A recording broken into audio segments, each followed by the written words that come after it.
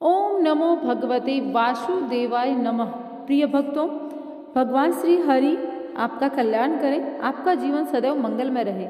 इसी कामना के साथ में मैं आप लोगों को कहना चाहूँगी, देखिए बृहस्पतिवार के दिन अगर आप यह गुरुवार का व्रत करते हैं तो भी, और अगर नहीं भी करते हैं तो भी आप कथा अवश्य सुने। और आज मैं आप लोगों को आज के वीडियो में गुरु भगवान की कथा सुनाने वाली हूँ, अर्थात बृहस्पतिवार की गुरुवार की कथा सुनाने वाली हूँ। तो अपने पुण्य फल प्रदान करने वाली इस पुण्य फलदायी कथा को अवश्य सुनना है। तो सबसे पहले वीडियो को लाइक कर दीजिए, कमेंट बॉक्स में लिख दीजिए जय श्री कृष्णा, राधे राधे। तो करते हैं अभी बहुत ही ज़्यादा पुण्य फलदायी इस कथा का रसपान। भारतवर्ष में एक प्रतापी और दानी राजा राज्य करते थे। वह नित्य गरीबों और ब्राह्मणों की सहायता करते थे। यह बात उनकी रानी को बिल्कुल अच्छी नहीं लगती थी। वह न तो गरीबों को दान देती, न ही भगवान का पूजन करती, और राजा को भी दान देने से मना किया करती थी। एक दिन राजा शिकार खेलने वन को गए हुए थे, तो रानी महल में अकेली थी। उसी समय गुरु भगवान साधु के वेश में राजा के महल में भिक्षा के लिए गए और भिक्षा मांगी। रानी ने भिक्षा देने से इनकार किया और कहा, हे साधु महाराज, मैं तो दान पुण्य से तंग आ गई हूँ। मेरा पति सारा धन लुटाते रहते हैं। मेरी इच्छा है हमारा धन नष्ट हो जाए, फिर न रहेगा बांस, न बजेगी बांसुरी।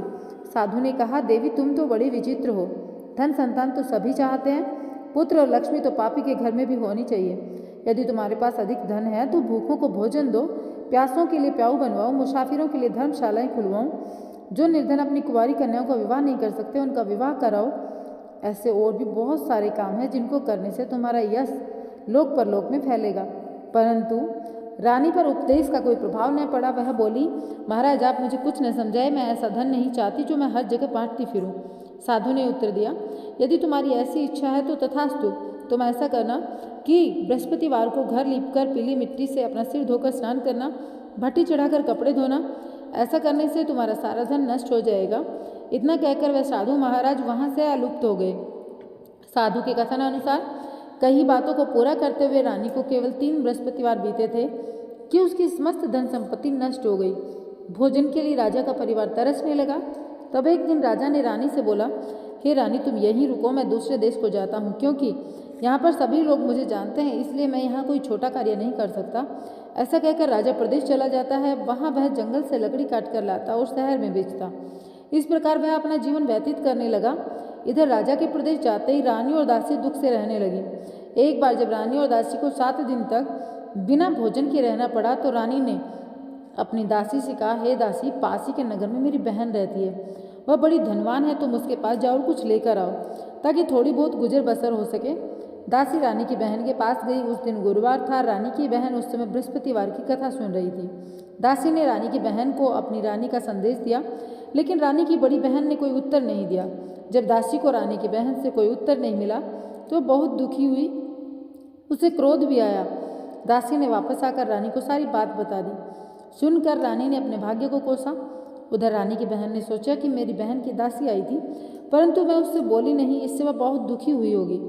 कथा सुनकर पूजन समाप्त करके वह अपनी बहन के घर गई और कहने लगी, हे बहन, मैं बृहस्पतिवार का व्रत कर रही थी, तुम्हारी दासी मेरे घर आई, परंतु जब कथा होती है तब तक न तो उठते हैं न ही बोलते हैं, इसलिए मैं नहीं बोली। कहो दासी क्यों गई थी? रानी बोली, बहन तुमसे क्या छुपाऊं, हमारे घर में खाने तक को अनाज नहीं।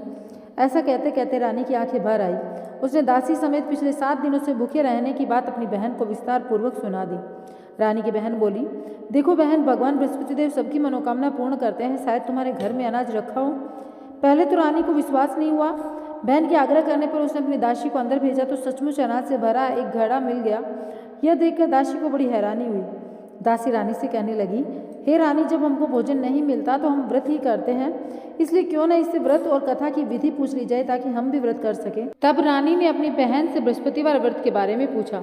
उसकी बहन ने बताया, बृहस्पतिवार के व्रत में चने की दाल और मुनक्का से विष्णु भगवान का केले की जड़ में पूजन करें तथा दीपक जलाएं, व्रत कथा सुने और पीला भोजन ही करें, इससे बृहस्पति देव प्रसन्न होते हैं। व्रत और पूजन विधि बताकर रानी की बहन अपने घर को लौट गई।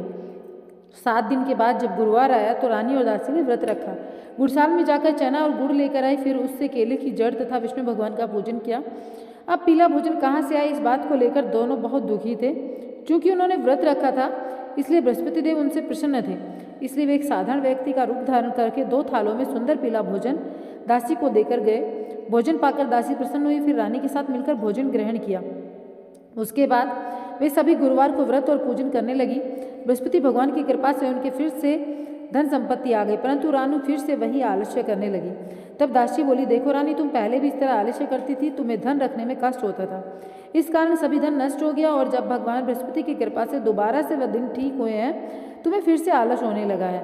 रानी को समझाते हुए दासी कहती है कि बड़ी मुसीबतों के बाद में हमने सब कुछ पाया है, तो दोबारा से आलस्य करना छोड़ो और अब इस धन का सही तरीके से उपयोग करो। भूखे मनुष्यों को भोजन कराओ, धन को शुभ कार्यों में खर्च करो, जिससे तुम्हारे कुल का यश बढ़े और स्वर्ग की प्राप्ति हो, पितृ प्रसन्न हो। दासी की बात सुनकर रानी अपना धन शुभ कार्यों में खर्च करने लगी, जिससे पूरे नगर में उनका यश फैलने लगा।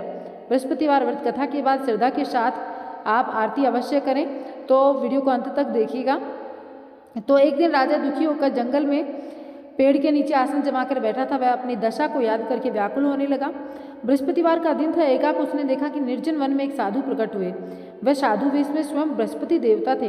लकड़हारे के सामने आकर बोले, हे लकड़हारे, इस सुनसान जंगल में तू चिंतामग्न क्यों बैठा है? लकड़हारे ने दोनों हाथ जोड़कर प्रणाम किया और उत्तर दिया, महात्मा जी, आप सब कुछ जानते हैं, मैं क्या कहूँ? यह कहकर रोने लगा और साधु को अपनी आत्मकथा सुनाई। महात्मा जी ने कहा, तुम्हारी स्त्री ने बृहस्पति देव के दिन बृहस्पति भगवान का निरादर किया, जिसके कारण रुष्ट होकर उन्होंने तुम्हारी यह दशा कर दी। अब तुम चिंता को दूर करके मेरे कहने पर चलो तो तुम्हारे सब कष्ट दूर हो जाएंगे। भगवान पहले से भी अधिक संपत्ति देंगे। तुम बृहस्पति के दिन कथा किया करो। 2 पैसे के चने मुनक्का लाकर उसका प्रसाद बनाओ। शुद्ध जल से लोटे में शक्कर मिलाकर अमृत तैयार करो। कथा के पश्चात अपने सारे परिवार और सुनने वाले प्रेमियों में अमृत में प्रसाद बांटकर खुद भी ग्रहण करो। ऐसा करने से भगवान तुम्हारी सब मनोकामनाएं पूर्ण करेंगे। साधु के ऐसे वचन सुनकर लकड़हारा बोला, हे प्रभु, मुझे लकड़ी बेचकर इतना नहीं मिलता जिससे भोजन के उपरांत कुछ बचा सकूं। मैंने रात्रि में अपनी स्त्री को व्याकुल देखा है, मेरे पास कुछ भी नहीं है जिससे मैं उसकी खबर मंगा सकूं। साधु ने कहा, हे लकड़हारे, तुम्हें किसी बात की चिंता मत करो। बृहस्पति के दिन तुम रोजाना की तरह लकड़ियां लेकर शहर को जाओ।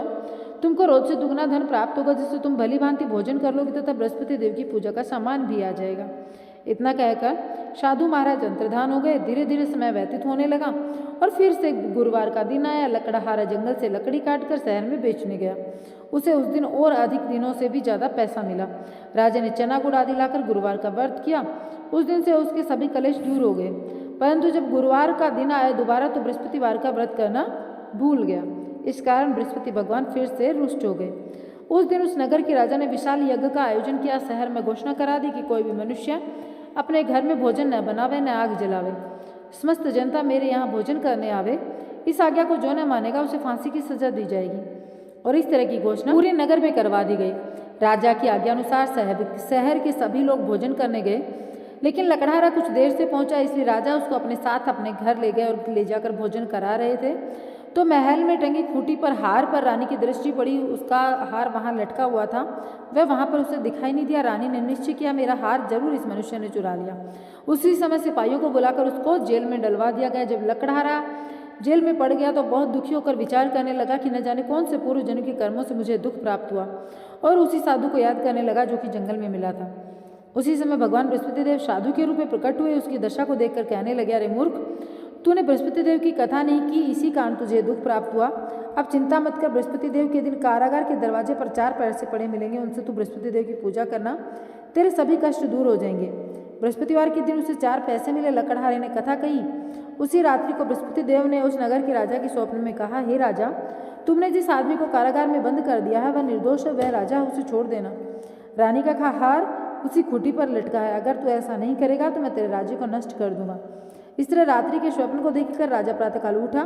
खूंटी पर हार देखकर लकड़हारे को बुलाकर क्षमा मांगी तथा लकड़हारे को योग्य सुंदर वस्त्र आभूषण देकर विदा किया। बृहस्पति देव की आज्ञा अनुसार लकड़हारा अपने नगर को चला गया। राजा जब अपने नगर में पहुंचा तो उसे बड़ा आश्चर्य हुआ। नगर में पहले से अधिक बाग, तालाब, कुएं तथा धर्मशालाएं बनी हुई थी। राजा ने पूछा, ये किसके बाग धर्मशाला हैं? तब नगर के सब लोग कहने लगे, सब रानी और बांदी के हैं। तो राजा को बड़ा आश्चर्य हुआ और गुस्सा भी आया। जब रानी ने यह खबर सुनी कि राजा आ रहे हैं तो उन्होंने दासी से कहा, हे दासी, देख राजा हमको कितने बुरे हाल में छोड़ गए थे। हमारी ऐसी हालत देखकर वह लौटने जाए, इसलिए तू दरवाजे पर खड़ी हो जा। आज्ञा अनुसार दासी दरवाजे पर खड़ी हो गई। राजा आए तो उन्हें अपने साथ लेकर आई। तब राजा ने क्रोध करके अपनी रानी से पूछा, यह धन तुम्हें कैसे प्राप्त हुआ? तब उन्होंने कहा, हमें यह सब धन बृहस्पति देव के व्रत के प्रभाव से प्राप्त हुआ है। राजा ने निश्चय किया, 7 रोज बाद तो सभी बृहस्पति देव का पूजन करते हैं, परंतु मैं प्रतिदिन दिन में 3 बार कहानी कहूँगा, रोज व्रत क्या करूँगा। अब हर समय राजा के दुपट्टे में चने की दाल बंधी रहती, दिन में 3 बार कहानी कहता। एक रोज राजा ने विचार किया, चलो अपनी बहन के यहाँ जाया जाए। इस तरह निश्चय कर राजा घोड़े पर सवार होकर अपनी बहन के यहाँ को चलने को लगा। मार्ग में उसने देखा कि कुछ आदमी एक मुर्दे को लेकर जा रहे हैं। उन्हें रोककर राजा कहने लगा, अरे भाइयों, मेरी बृहस्पति देव की कथा सुन लो। वे बोले, हमारा आदमी मर गया, इसको अपनी कथा की पड़ी है। परंतु कुछ आदमी बोले, अच्छा कहो, हम तुम्हारी कथा भी सुनेंगे। राजा ने दाल निकाली। जब कथा आधी हुई थी कि मुर्दा हिलने लग गया। जब कथा समाप्त हुई तो राम राम करके मनुष्य खड़ा हो गया। आगे मार्ग में उसे एक किसान खेत में हल चलाता मिला। राजा ने उसे देखा और उससे बोले, अरे भैया, मेरी बृहस्पति देव की कथा सुन लो। किसान बोला, जब तक मैं तेरी कथा सुनूंगा तब तक 4 हरैया जोत लूंगा। जा अपनी कथा किसी और को सुनाना। इस तरह राजा आगे चलने लगा। राजा के हटते ही बैल पछाड़ खाकर गिर गए। किसान के पेट में बड़ी जोर का दर्द होने लगा। उस समय उसकी माँ रोटी लेकर आई। उसने जब यह देखा तो अपने पुत्र से सब हाल पूछा और बेटे ने सभी हाल कह दिया। तो बुढ़िया दौड़ी दौड़ी उस घुड़सवार के पास गई, बोली, मैं तेरी कथा सुनूंगी, तो अपनी कथा मेरे खेत पर चलकर कहना। राजा ने बुढ़िया के खेत में जाकर कथा कही, जिसके सुनते हुए बैल उठ खड़े हुए तथा किसान के पेट का दर्द भी बंद हो गया। राजा अपनी बहन के घर पहुंचा। बहन ने भाई की खूब मेहमान नवाजी की। दूसरे रोज प्रातःकाल राजा जगा तो देखने लगा सब लोग भोजन कर रहे हैं। राजा ने अपनी बहन से कहा, ऐसा कोई मनुष्य है जिसने भोजन नहीं किया हो?